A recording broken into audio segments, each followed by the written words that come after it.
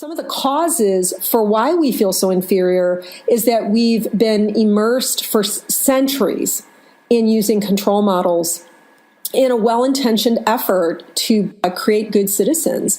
So what we do is we keep doing what we've always been doing, and when it doesn't seem to work so well, we keep doing it a little harder. And it might even confirm in our mind that we need the control even more. But I want to point out to you that the control models, which we're going to go into in a minute, are really hierarchical. They're about profitability more than people. They're about just getting people to do what we want them to do, which is compliance rather than commitment. They're very transactional. It's about what can I get from you? How can I use you in a sense? And it's all about pulling the strings and using a lot of external motivation. It's really interesting to me. I hear people say this all the time, and it really rankles me that, oh, you can't be a good parent and be a friend, or you can't be a good boss and be a friend. And I really believe it's true if you're using control models. What I don't believe is that it's impossible to be friends in positions of authority if you're using a different type of model than the control model. But we're so used to the control model. And the reasons that we are that they're so seductive. If I were to shoot a gun into the ceiling and I aimed it at you and I said, now if you uncross your legs, I'm going to shoot you, and you thought I would, you wouldn't uncross your legs. And equally, if I brought some $1,000 bills out and said, if you don't uncross your legs, I'll give you $1,000 to not do that, it would probably quote unquote work. But these control models that we're going to get into for a few minutes are actually counterproductive, and they're costing way more than how much they work. And so I just want you to kind of consider that these control models are part of the cause for our lack of excellence and exceptional. The first control model is the autocratic model. And when we're in that autocratic mind, the beliefs in the behaviors that we do are, I can't trust you. I must manage you. Now, if you have the title manager, that seems very reasonable. If you're in this mindset, you think, I must set your goals. I must make you work. I must call the shots. What happens is you create employees who rebel against this because it's very top down, very power over, or they resentfully comply because they don't feel free within that sort of model. And so that's one we use. We often use all of these four models simultaneously. This one is often a surprise to people, rewards and incentives.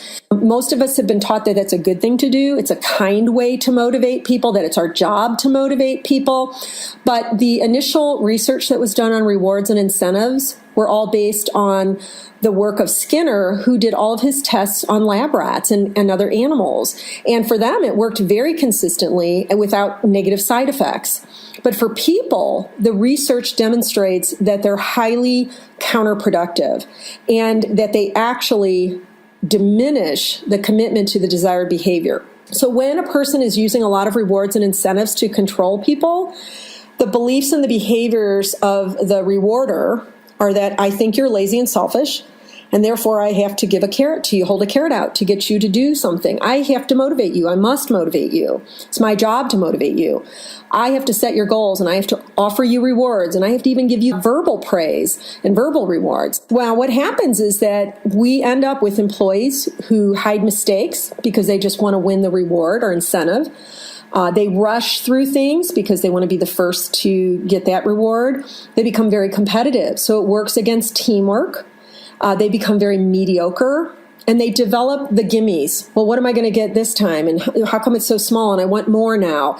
And then we get frustrated with them. I see this with parents. I see this with employers. We get frustrated that they feel so entitled when in reality we've done a lot to contribute to that problem. If I get you to focus on the carrot, then I'm in charge of your motivation, and you drop your motivation. You drop your commitment to the behavior that you were doing in the first place that gave you an internal reward.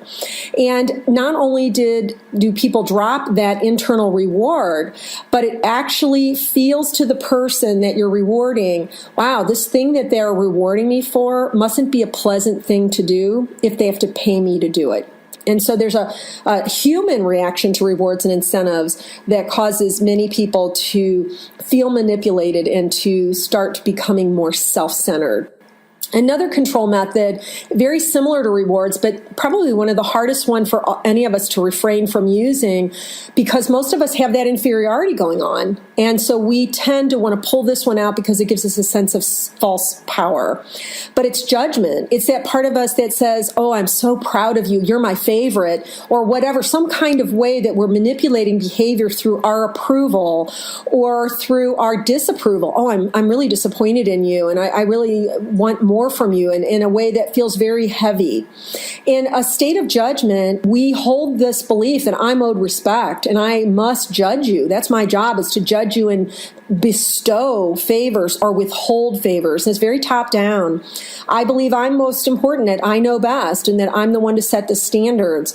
And what happens is it creates employees who brown nose, who become people pleasers, who avoid risks, and they become fake and boring, and they lack creativity and authenticity. And so that's the effect of that control method. The fourth one is one that we recently added in ourselves because I just see it as such a control method that it made sense to add it. And it's pampering and spoiling. And we do this particularly when people are underperforming. We tend to think I must, sort of beef up my own compensation for what's going on.